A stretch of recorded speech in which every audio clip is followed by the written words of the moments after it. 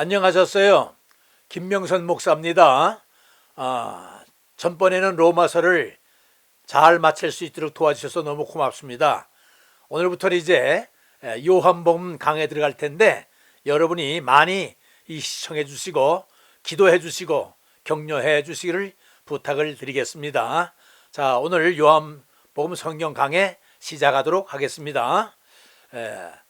로마서와 요한복음의 차이, 우리 지난 시간까지 로마서 마쳤잖아요. 로마서는요, 말씀을 통해서 신학적으로 구원의 도리를 설명했다면 이번 요한복음은 성령을 통해서 영적으로 생명의 원리를 설명하는 것이 되겠습니다. 결국 구원의 도리나 생명의 원리는 뭐다? 구원받는 얘기이기 때문에 형식은 좀 달라도 내용은 같습니다. 그러니까 알아두시고 요한복음, 특별히 성령이 많이 역사를 하게 될 텐데 여러분이 성령 받는 여러분이 되시고 생명의 원리를 깨닫는 여러분 되시기를 기도하면서 바라겠습니다. 자, 오늘의 강의 내용은 이렇게 되겠습니다. 오늘은 특별히 공관복음에 대해서 설명을 하려고 그래요. 공관복음이 무엇인가? 아직 이것에 대해서 이해를 못하는 분들이 많고, 또 공관복음과 요한복음과 사복음과는 어떤 차이가 있느냐, 오늘 이걸 설명해 드리려고 그래요. 요한복음 들어가기 전에 공관복음을 설명해 드리고 들어가겠다는 얘기입니다. 그래서 본격적으로 이제 요한복음 개요를 설명드리는데, 요한복음의 목적과 주제는 뭔가, 말씀과 성령과 생명, 그리고 특징이 뭔가, 이런 것들을 서론적으로 오리엔테이션식으로 시작을 하고, 다음 주부터는 이제 본격적으로 요한복음 강해가 시작되도록 하겠습니다. 자, 오늘 요한복음을 공관복음이 뭐냐, 공관복음이 뭐냐 제가 물어보니까 이걸 확실하게 대답하는 사람이 많지 않아요. 여러분, 공관복음 반드시 알아야 됩니다. 공관복음이 온고하니 영어로는요, The Synoptic Gospel이라고 그래요. 무슨 얘기인가 하니, 우리가 사복음서라고 얘기할 때에 밑에 기록되어 있죠. 마태복음, 마가복음, 누가복음, 요한복음, 복음조가 들어가기 때문에 이걸 사복음서라고 그래요. 그런데 이 사복음서는요, 공관복음하고 요한복음이 합쳐서 되는 거예요. 무슨 말 알겠죠? 공관복음이 뭐냐? 공관복음은 여러분이 보시는 것처럼 마태복음과 마가복음과 누가복음, 이 세 복음을 공관복음이라고 그러고요. 요한복음은 공관복에 들어가지 않습니다. 그 요한복음은 제4복음서라고 그래요. 무슨 말인지 알겠죠? 다시 한번 말씀드립니다. 요한복음은 공관복음과는 전혀 다릅니다. 그래서 우리가 일반적으로 사복음서 하면은 마태, 마가, 누가, 요한을 얘기하지만 요한복음 하나를 얘기할 때는 앞에 제자를 붙여요. 제4복음서. 그럼 요한복음을 가리키는 겁니다. 영어로 말하면 the first, 네 번째 복음이라는 뜻입니다. 그럼 공관복음이 뭐냐? 공관이라는 뜻은 한문이에요. 공통적인 관점으로 본다, 이 말입니다. 즉, 세 사람 누구예요? 마태, 마가, 누가, 이 각각 세 사람이 예수의 생애와 사역을 공통적인 관점에서 본 거예요. 무슨 말인지 알겠죠? 예수님이라고 한 대상을 어떻게 태어났고 어떻게 사역을 했고 어떻게 돌아가셨냐 하는 것을 공통적인 관점으로 보고 기록했기 때문에 이것을 공관복음이다. 다시 말하면 같은 안경을 끼고 봤다는 얘기입니다. 그러나 요한복음은 그 구성과 내용에 있어서 전혀 다릅니다. 그렇기 때문에 여러분이 기억해야 될 것은 요한복음은 공관복음에 들어가지 않는다 하는 것을 기억하면 되겠습니다. 자, 공관복음의 의미를 한번 설명해 드릴게요. 예수 그리스도라고 하는 분을 마태가, 또 마가가, 또 누가가 이렇게 각자의 그 관점을 가지고 본 거예요. 그걸 보통 자기의 과거를 쓰면 자서전이라고 그러죠. 남이 써주면 그건 전기라고 그러죠. 위인전이라고 하는 거. 그러니까 마태, 마가, 누가는 예수 그리스도를 정기적으로 썼어요. 객관적으로 보면서. 그러나 요한은 마태, 마가, 누가 쓴 것을, 그 내용들 같은 내용도 있지만 해석을 해줘요. 그러니까 주관적으로 다르죠. 그래서 요한은요, 좀 더 차원이 높다고 할까요? 이 말씀을 세 사람이 쓴 걸 갖다 해석한다 생각하면 되겠습니다. 이제 차례차례 그 다른 것을 앞으로 설명을 하겠습니다. 자, 그런데 공관복음과 요한복음과 아주 근본적으로 다른 게 뭐냐면 예수님의 활동 무대가 달라요. 뭔가니? 이거 보세요. 공관복음은요, 예수님께서 갈릴리를 중심으로 이렇게 활동을 해요. 그런데 요한복음은 유대를 중심으로 해서 활동을 합니다. 오늘 여러분에게 지도 한 장을 내보낼 텐데요. 여러분 지도를 가만히 보시면 예수님 당시에 팔레스타인 지역의 이 유대 나라의 지도입니다. 동그라미를 제가 쳐놨죠. 꼭대기는 갈릴리, 그 다음에는 사마리아, 그 다음에 유대, 이렇게 되어 있다는 것을 여러분 기억하시고, 지금 이 말씀 보세요. 예수님의 활동 무대는 공관복음, 아까 말씀드렸습니다.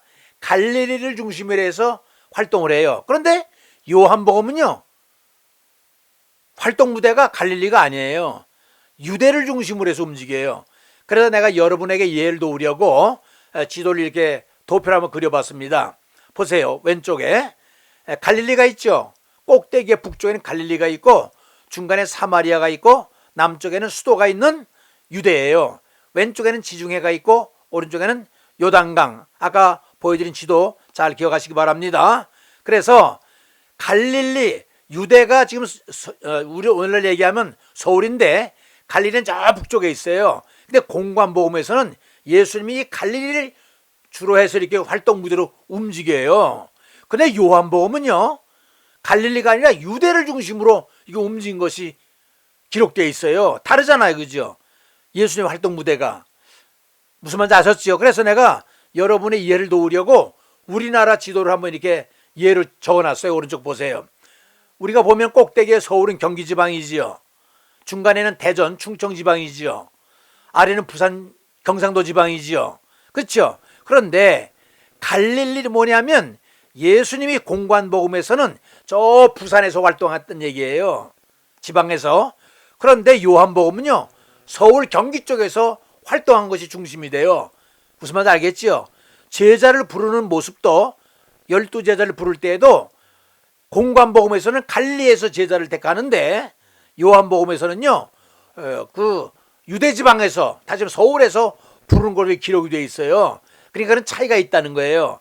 예수님의 활동 무대가 공관복음과 요한복음의 차이가 있다 하는 것을 설명해 드리는 것입니다. 그 다음 보세요. 자, 기술 방법도 달라요. 아까 공관복음은 정기적이라고 그랬죠. 왜 위인전이다 왜 이런 거 쓰잖아요. 어느 사람이 정기를 쓸 때 마테마가 누가 객관적으로 보고 썼다고 그랬죠.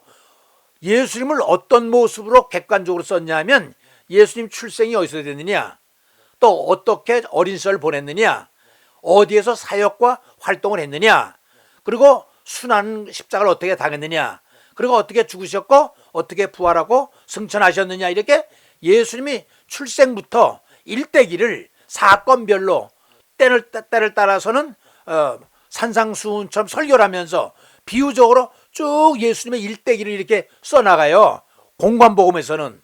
그런데 요한복음에서는요, 그렇게 쓰지 않고 첫째 유월절, 둘째 유월절, 셋째 유월절이 유월절 중심으로 해서 이렇게 전개를 해나가요.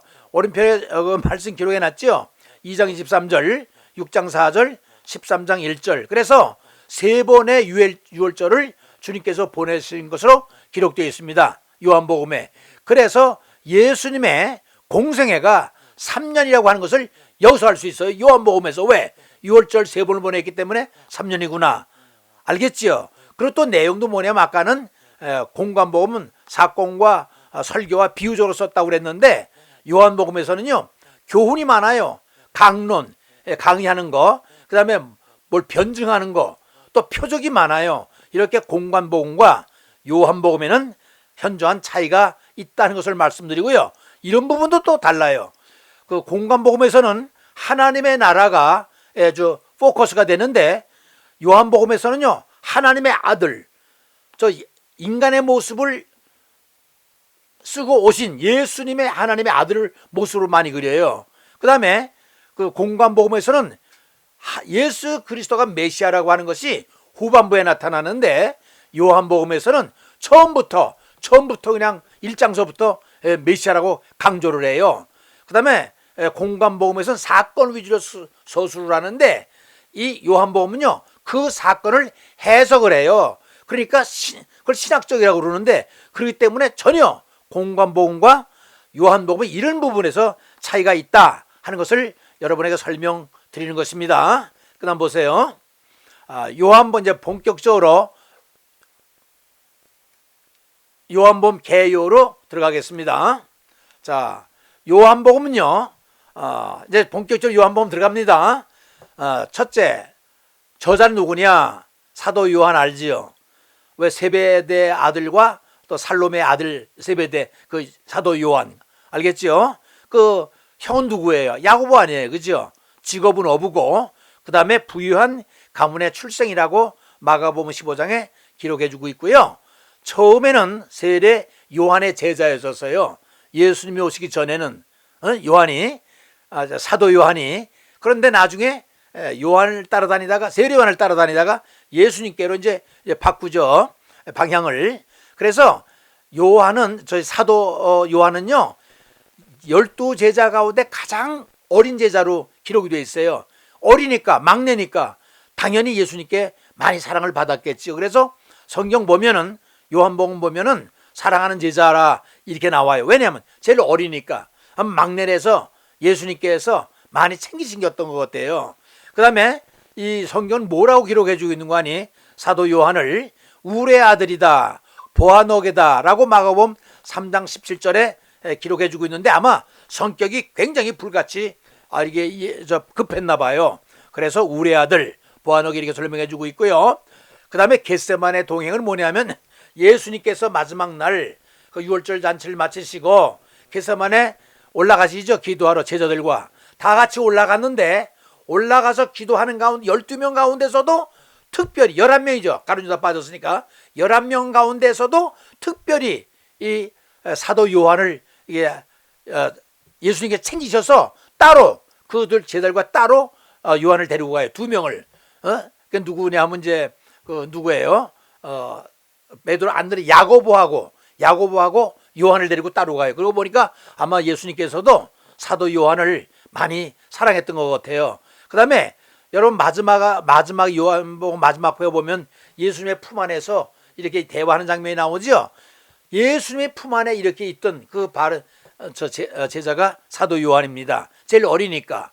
또 예수님이 재판 받을 때 무슨 말인가 하니 빌라도 법정에 가기 전에 왜 그 제자들이 바깥에 불을 쬐면서 베드로가 부인하는 장면 나오죠. 베드로가 부인하는 그 장면 옆에 베드로 말고 또 한 제자가 서 있었는데 이름은 언급되어 있지만 옆에 서 있던 제자가 바로 사도 요한입니다. 요한복음 18장 15절에 보면요. 베드로 옆에 서 있던 사람이 바로 요한이고요. 사도 요한이고요. 그 다음에 예수님께서 처형될 때 십자가 달리실 때에도 모든 제자는 다 도망갔는데 요한만은 거기 있었어요. 아마 가장 사랑받았기 때문에 떠날 수가 없었던 것 같아요. 그 자리를. 그래서 어머니도 거기 있었고 자기 어머니 살로메도 거기 있었고 막달라 마리아도 있었죠. 거기에 마지막으로 남아있던 제자가 사도 요한입니다. 그리고 예수님께서 그러시죠. 이렇게 보면서 요한에게 뭐라고 그랬어요? 내 어머니니라 그랬죠. 그래서 그 말씀을 듣고 이 사도 요한이 끝까지 예수님의 어머니 마리아를 복양했다는 게 나와요. 요한복음 19장 27절에 그만큼 책임적 일을 감당하는 것이 요한이었습니다. 자, 그렇게 알아두시고요. 그 다음에 이 초대교회 주행 역할을 감당했다. 에베소 교회 감독을 지냈어요. 나이가 먹은 다음에 요한이. 여러분 에베소 교회 하면 기억이 됩니다. 세 개의 교회를 기억을 해야 돼요. 제일 큰 교회는 예루살렘에 있는 베드로가 담당하고 있는 예루살렘 교회. 두 번째 저 수리아에 있는 안디옥 교회 있죠. 사도 바울이 소속된 교회. 거기가 두 번째로 큰 교회고요. 세 번째로 유명한 교회가 이 소아시아에 있는 에베소 교회예요. 이 에베소 교회가 세 번째로 중요한 초대교회 교회인데 여기에 감독으로 있었다고 그래요. 그리고 나중에는 그 반모섬으로 유배를 가지요. 그래서 거기서 요한 계시록을 쓰게 되는 겁니다. 알겠죠? 그 다음에 연대는 어느 때냐? 이 요한복음을 쓴 때가 AD 85년에서 90년경이라고 그래요. 그럼 여러분이 사복음서 가운데 어느 것이 가장 먼저 쓰여졌느냐? 제가 적어놨어요. 이 마가복음이죠. 마가복음 67년에서 70년. 그 다음에 마태복음과 누가복음이 70년에서 80년. 그 다음에 요한복음이 85년에서 90년 제일 늦게 썼어요. 여러분 이거 아시면 복음서 가운데 제일 먼저 써진 복음이 마가복음이에요. 알겠죠? 그 다음에 마가복음 기록한 것을 보고 이렇게 참고를 하면서 쓴 것이 마태, 누가예요. 그 다음에 이 공관복음이라고 했죠. 이 공관복음을 보충하기 위해서 또 해석하기 위해서 쓴 복음이 요한복음이기 때문에 85년, 90년 제일 늦게 쓴 거예요. 그래야 마가복음은 사복음서 중에서 제일 먼저 썼지만 또 신약성경 27권 가운데도 제일 먼저 써진 성경 복음이 되겠죠. 그럼 여러분이 이런 질문을 할 거예요. 67년, 70년이면 예수님이 33년에 돌아가셨다면 30년 후에 썼네. 맞습니다. 예수님께서 이렇게 얘기했지요. 너희 가운데 살아있는 자가 살아서 내가 오는 것을 볼 자도 있을 것이다 말씀했기 때문에 제자들은 사실은 예수님이 돌아가신 다음에 1, 2년 후에 다시 오실 줄 알았어요. 그런데 5년이 지나도 10년이 지나도 20년이 지나도 예수님이 안 오시니까 이래서는 안 되겠다. 빨리 기록을 남겨야 되겠다. 그래서 본격적으로 기록하기 시작한 것이기 때문에 67년, 70년 이때부터 이제 복음서가 기록이 되기 시작한 것입니다. 그걸 염두에 두시고요. 장소는 어디냐? 요한복음을 쓴 것은 아까 누가 썼다고 그랬죠? 사도 요한이 담당하고 있는 에베소 교회에서 쓴 걸로 되어 있습니다. 그곳에서 설교하고 가르치고 저술 활동은 뭐냐면 요한 1, 2, 3설 여기서 썼잖아요. 여러분 예수님의 제자 12사람 가운데 가장 책을 많이 쓴 사람이 사도 요한이에요. 물론 바울이 10세권을 쳤지만 바울은 실제적으로 12제자에 속하지 않잖아요. 그렇죠? 그렇지만 12제자 가운데에서 가장 복음 책을 많이 쓴 사람은 요한이에요. 5권을 책을 썼잖아요. 요한 1, 2, 3, 4하고 요한복음하고 요한계시록. 그러니까 굉장한 사람이에요. 그 다음 보십시다. 도미티안 황제 때, 이거 나쁜 왕이죠. 황제 때 반모섬으로 유배를 가요. 그래서 환상 중에 요한계시록을 쓴 것입니다. 그런데 이 요한이 어떤 특징이 있냐면 12제자 중 가장 영적인 사람이에요. 그러니까 여러분 아시겠지만 요한복음 읽어보면요 성령이 주로 나타나요. 그리고 영적인 세계를 많이 그려내고 있고 표적과 이사가 많이 나타나요. 그 다음에 무엇을 할 수 있냐? 요한계시록 영적인 세계를 쓴 것은 바로 사도 요한이기 때문에 그럼 사도 요한이 그만큼 영적인 사람이었다. 자, 그 다음에 기록 목적은 어떻게 되느냐? 기록 목적은요 아주 성경에 정확하게 나와 있어요. 오직 이것을 기록함은 너희로 예수께서 하나님의 아들이요 그리스도이심을 믿게 하려 하며, 이것이 목적이에요. 하나님의 아들이고 누가? 예수 그리스도가 그리스도이심을 믿게 하는 것이고, 두 번째는 뭐냐면 제가 완투 표시를 해놨죠. 너희로 믿고 그 이름을 힘입어 생명을 얻게 하려 하십니다. 그런데 예수를 믿어서 생명을 얻게 하려고 하는 목적이 바로 요한복음의 기록 목적이라는 거예요. 영어에도 이렇게 나타났어요. This, 이거 this의 복수죠. written, 기록되어 있다. 어떻게 써도 돼. 그래서 you may believe, 너로 하여금 믿게 하기 위해서. 뭘 믿어? 대디아 접속사지요. Jesus is the Messiah, 예수님이 메시아야. The Son of God, 하나님의 아들로서 메시아인데, and that, 그리고 그 대선 접속사 똑같대요. By believing, 그를 믿음으로, in him, 그를 믿음으로. 다른 성경의 영어 성경에는 in his name, 그의 이름을 믿음으로 이렇게 기록되어 있지만 여기는 in 그를 믿음으로 you will have life, 너로 하여금 생명을 얻기 위해서. 똑같죠? 번역이 잘 된 것 같아요. 그러면 자, 기록 목적이 뭐예요? 영생을 얻게 하려는 1번 보세요. 하나님의 아들 구세주 예수 그리스도를 믿어 영생을 얻게 하려고 하는 것. 딱 나와 있죠? 요한복음 20장 31절에 나와 있어요. 이게 첫째 목적이고요. 그 다음에 2번, 3번, 4번, 5번은 부차적인 목적이 돼요. 뭐냐면 정통 기독교를 수호하려고. 그 당시에는 많은 이단들이 있었어요.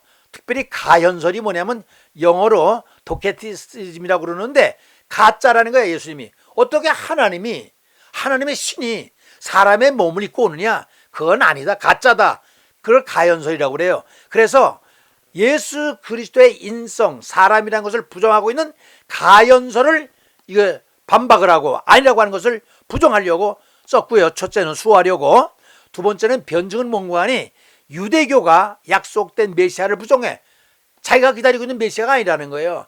이런 설명했지요. 유대교하고 기독교의 차이는 예수를 메시아로 인정하느냐 안 하느냐의 차이가 된다고 그랬죠. 유대교가 예수를 인정하지 않기 때문에 그들이 예수를 거절하지요. 그래서 잘못됐다는 하는 것을 반박하면서 변증하기 위해서 이 요한복음이 기록됐거든요. 그 다음에 세 번째는 뭐냐면 복음서를 보완, 아까 공관복음이라고 그랬죠. 공관복음 세 개를 보면서 모자란 부분을 보충하고 그것을 해석해 주려고 신학적으로 기술한 것이 요한복음이거든요. 그 다음에 마지막에는 이방인들에게 복음을 전파하기 위해서 이게 요한복음을 썼다. 그래서 제일 중요한 것은 1번, 이게 기록되어 있는 첫째 목적이고요. 2, 3, 4, 5도 같이 부차적인 기록 목적이 된다. 이렇게 알아두면 되겠습니다. 그럼 주제가 뭐냐? 주제는요, 여러분이 아시는 것처럼 이 주제는 그는 하나님의 아들로서 영원한 로고스이신 말씀이다. 이제 다음 주에요. 이제 나갈 때 이 로고스 말씀 나와요. 하나님의 아들이 영원하신 로고스. 로고스가 뭐냐면 모든 우주 만물이 기초가 되고, 그죠? 말씀이라고 하는 건 이제 설명이 그때 됩니다. 둘째는 예수는 독생자 메시아이며 길이요 진리요 생명이 되신다고 하는 것. 성령을 보혜사라고 하는 말을 요한이 처음 써요. 이것이 처음 나오는 것이 요한복음 14장인데요. 보혜사를 설명을 해. 성령을 보혜사라고 그래요. 이제 설명되겠습니다만 보호해주고 가르쳐주고 있는 선생님. 보혜사라고 소개하면서 함께 하심의 영적인 신령함을 언급하고 있다. 무슨 관이? 성령님이 오심은 우리와 함께 있게 하기 위해서 예수님 오실 때까지 신령함을 더해주는 그러한 성령을 기록해 주는 주제가 된 것이 요한복음이에요. 그 다음에 이 요한복음의 특징이 또 뭔가니 7가지가 나왔는데 나는 무엇이다. I am 따다다다 이렇게 언급해 주는 게 나와. 7개가. 나는 생명의 떡이다. 나는 세상의 빛이다. 나는 양의 문이다. 나는 선한 목자다. 나는 부활이요 생명이다. 나는 길이요 진리요 생명이다. 나는 참 포도나무다. 이렇게 bread, light, gate, shepherd, life, true, vine 이렇게 나는 무엇이다 라는 거 7개가 딱 부러지게 이 기록된 것이 바로 요한복음인데 그게 주제가 돼요. 자, 그 다음에 여기 7대 기적이 나오는데 7대 기적이 나오는데 뭐냐면 기적이 뭐냐면 표적과 기사, 영어는 사인이라고 그러는데 7가지가 나와요. 물로 포도주를 만드는 사건 이 장에 나오잖아요. 그죠? 가나 혼인잔치에서 신하의 아들 고치심, 가버나움에서 38년 된 환자를 고치심, 이거 베데스다 연못가, 오병이요 무리를 걸으심, 날 때부터 소경된 자, 죽은 나사로 살리심. 이게 7대 기적이 이게 언급이 돼 있다. 나중에 한번 설명 또 될 거예요. 문체는 어떻게 돼 있느냐? 문체는 헬라어를 썼어요. 그 당시에는 로마 쓰기 때문에 헬라어와 라틴어를 주로 많이 썼잖아요. 그런데 그 당시에 유행은 헬라어예요. 이게 헬라어로 기록되어 있는데 헬라어는 그 당시에 고급 언어였거든요. 그래서 쓴 그 형식은 쉽고 단순하고 아주 명료한 문체로 되어 있기 때문에 초보자들은 요한복음을 읽으면 입문할 수 있어요. 처음 읽으면 이해가 굉장히 쉬워요. 그 다음에 수준이 높은 사람들에게는 고급 교재를 썼던 것이 바로 이 요한복음입니다. 그러니까 헬라어로 써져 있기 때문에. 그래서 놀라운 사실은 놀라운 신적 영감으로 강력한 메시지를 준 거예요. 왜냐하면 여기는 주로 성령이 거의 다 성령을 얘기를 하고 있어요. 그러니까 성령 얘기 영적인 거죠. 뭐예요. 그죠? 그 다음에 아까 말씀드렸죠. 마태, 마가, 누가 공관복음을 모자란 부분을 채워주고 그걸 해석해주는 굉장히 신학적인 책이다. 이렇게 알아두면 되겠고요. 핵심 단어는 이런 말이 다른 복음과는 달라 공관복음과는 달리 이런 말이 많이 나와요. 하나님은 말씀이면 로고스다. 너희로 믿어 그 이름을 힘입어 영생을 얻게 하려고. 참 영생이라는 말이 여기서 나와요. 이게 공관복음에서 이런 말 안 나오거든요. 구원이라는 말 나오고 그죠? 이게 나오지만 영생이라는 말이 잘 안 나오는데 영생이라는 말이 아주 산박하게 나와요. 하나님의 아들 이것도 육신이 되어서 인간에게 오신 인카네이션 성육신 하나님이 인간이 됐다. 성육신 아닙니까? 이런 부분들 영생 생명 요한복음 3장 16절 뭐라고 그랬어요?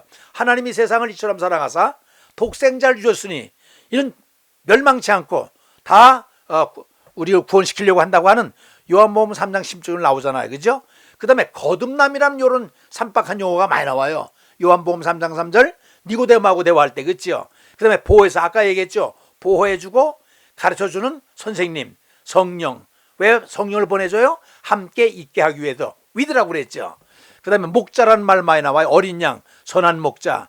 그 다음에 믿음이란 말이 98번 언급되면서 구원을 받을 때에 영생을 얻는 것에 대해서는 믿음이 필요하다. 그래서 98번이나 나와요. 자, 신선한 단원이라고 그랬는데, 제가 신선한 단어는 뭐냐면 요한복음을 보면요, 공관복음에서 발견되지 아니한 아주 쌈박한 신선한 용어들이 나와요.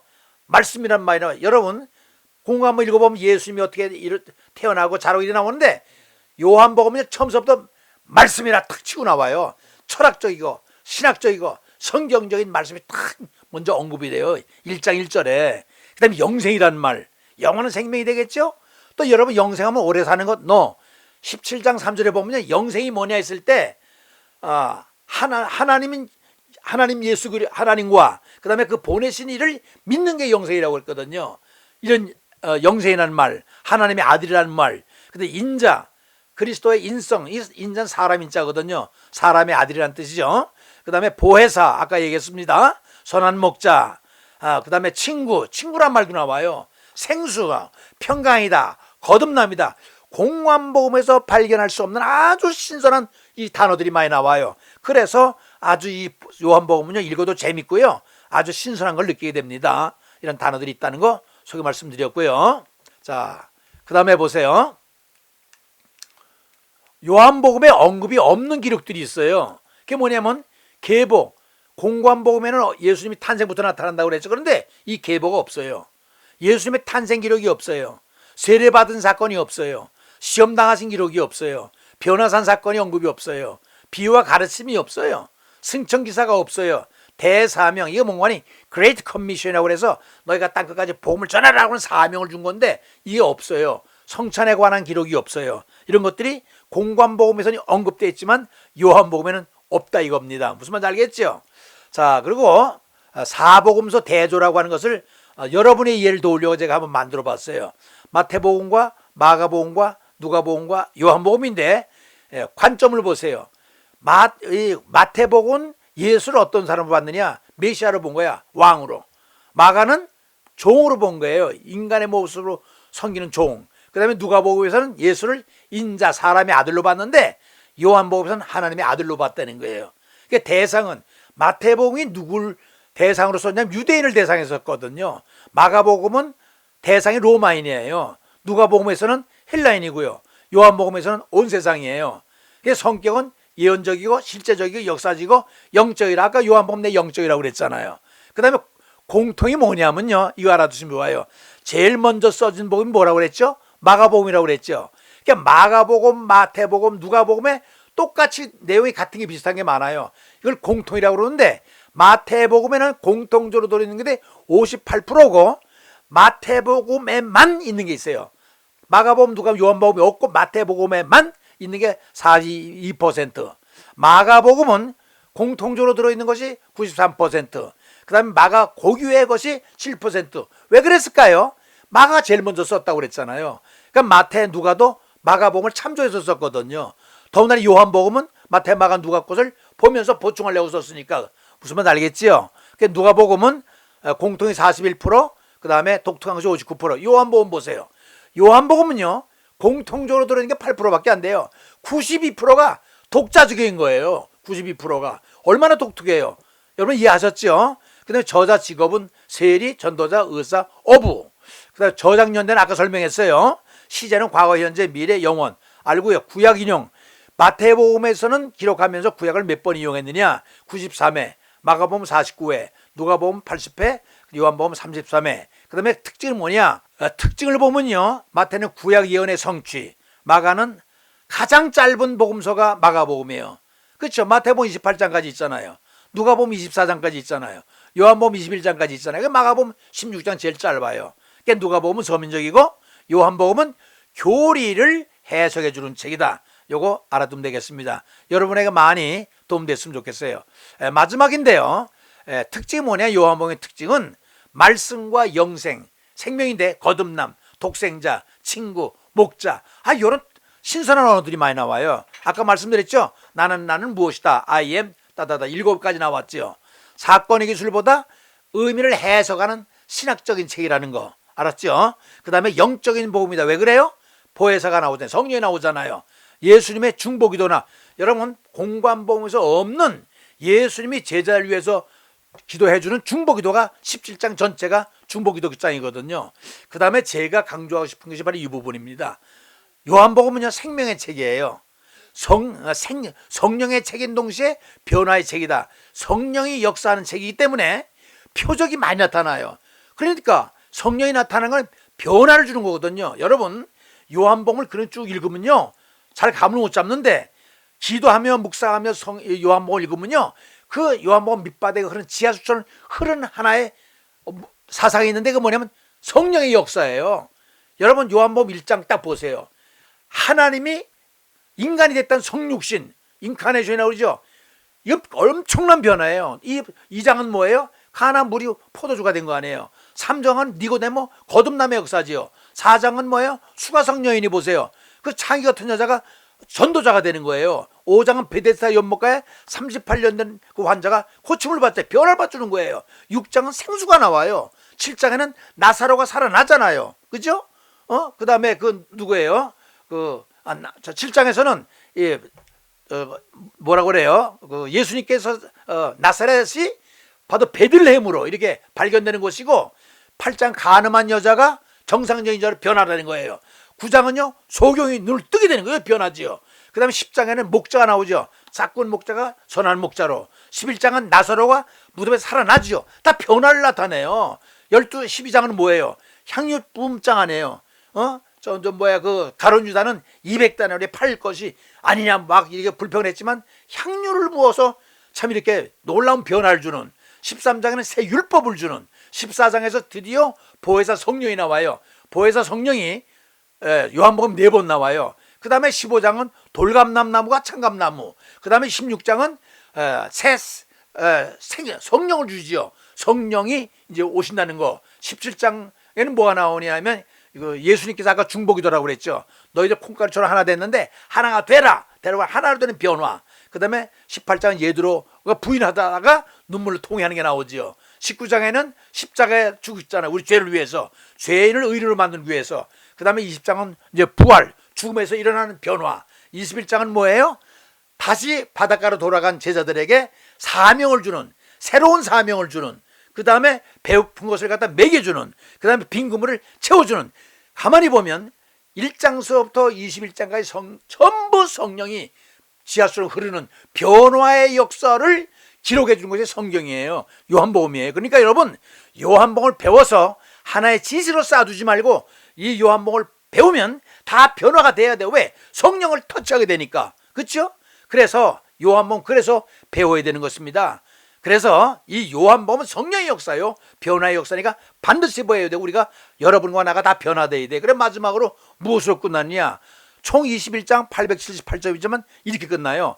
예수의 행하신 일이 이 외에도 많으니 만일 낱낱이 기록한다면 이 세상이라도 이 기록된 책을 두기에 부족할 줄 아노라. 얼마나 많은 역사를 했는지 다 기록하지 못한다는 거예요. 더군다나 20장 30절은 뭐라고 그랬어요? 이 책에 기록되지 않은 다른 표적이 엄청나게 많아. 성령을 통해서. 그러면 요한복음은요 그레이트 커미션 사명으로 끝나지 않고 이 말씀으로 끝나요. 21장 25절 엄청나게 많은 사건이 있지만 다 기록을 못했다. 이렇게 끝났는데 여러분 다음 시간서부터 이제 요한복음 배우면서 성령을 만나게 되고 성령을 만나면 반드시 변화받게 돼 있어요. 왜? 성령을 받아야만이 은혜가 되고 변화가 되고 부정적인 사람이 긍정적이 되고 아픈 사람은 나아지고 그죠? 게으른 사람은 부지런해지고 몰랐다는 사람은 알게 되고 무식한 사람은 유식해지고 그렇죠? 성령이 우리와 만남을 통해서 우리가 변화를 받아야 돼. 그래서 성경 공부하는 거 아니에요?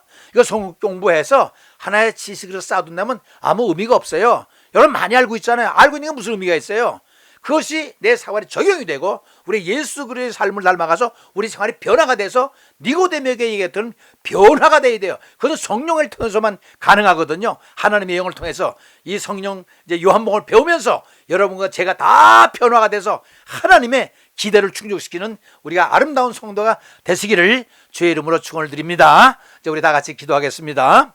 고마우신 아버지 하나님, 로마서를 무사히 마치고 새롭게 이제 신약 요한복음 시작하기 전에 계율을 한번 더듬어 볼 수 있도록 기회 주심을 감사합니다.